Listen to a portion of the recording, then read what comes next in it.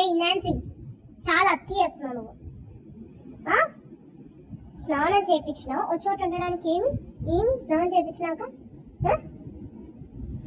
ఏమా కొరకడము, నీ చేయి కొరుకో, నీ కాళ్ళు కొరుకో, నీ కాళ్ళు కొరుకో, నీ కాళ్ళు అయితే కొరుకోగా.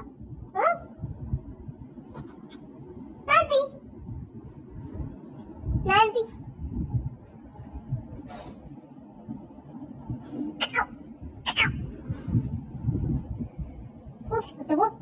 అట్లపు ఏమంతా తల పైకెత్తు.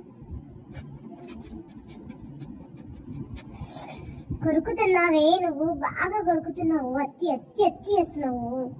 చేసినా